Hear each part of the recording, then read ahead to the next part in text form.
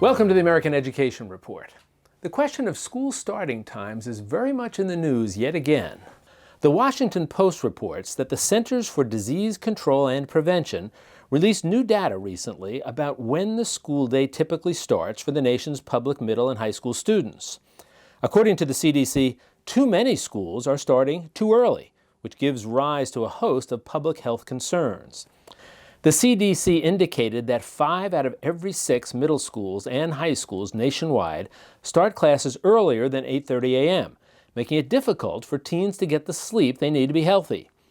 The American Academy of Pediatrics recommends that schools start later than 8:30 a.m. to help teens avoid becoming chronically sleep-deprived and exhausted. Research has shown that sleep-deprived teens are more likely to be overweight and depressed, they do poorer in school, and they're more likely to experiment with alcohol, tobacco, and other drugs.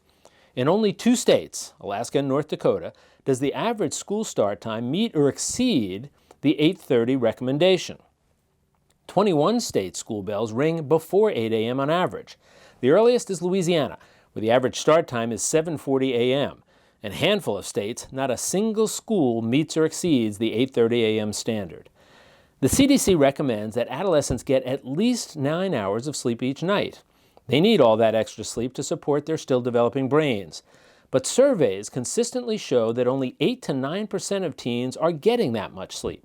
Because teen brains are naturally wired to stay up past 11, starting the school day later is essentially a requirement for allowing most of them to get adequate sleep. But many school districts are reluctant to change their schedules. All told, only 18% of them were meeting the recommendation as of 2012, this according to the CDC. And Houston, Texas is making a significant investment in improving the educational opportunities for Hispanic students. Leaders from Houston's public and private sector answered a call to action from the White House Initiative on Educational Excellence for Hispanics by announcing an investment of nearly $11 million to further support and advance the educational attainment of Hispanics.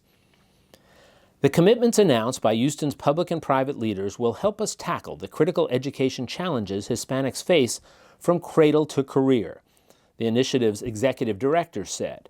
Investing in our Latino students is not only the smart thing to do, but it's also the right thing to do to strengthen our country's economy and global competitiveness. In order to continue leveling the playing field for Latinos and ensure our nation's vitality, he said, we must continue to invest in their educational advancement. The initiative was established in 1990 to address the educational disparities faced by the Hispanic community. In September 2015, the initiative will celebrate its 25th anniversary, a historic milestone that will be commemorated with the leveraging of public and private sector commitments to action that invest in quality education programs and strategies for Hispanics. And a small school district in Iowa will be allowed to continue to play religious songs in the school concerts.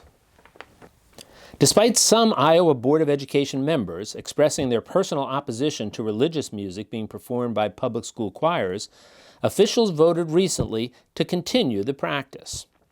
A family in the New Hampton district took issue with songs and practices which include performances in local churches because they said they believed it inappropriately promotes Christianity. The state board upheld the school board's decision allowing the practice to continue. The Education Department's attorney said that the question here was whether the district selected the songs with, quote, the sole purpose of advancing Christianity. She continued that there was just no evidence in the facts that that was in fact the case. The 980-student New Hampton Community School District, about 40 miles north of Waterloo in northeast Iowa, serves a predominantly Christian community. But non-religious music is also performed at New Hampton concerts, as well as music from different cultural backgrounds, such as Latin, Jamaican, and Mongolian.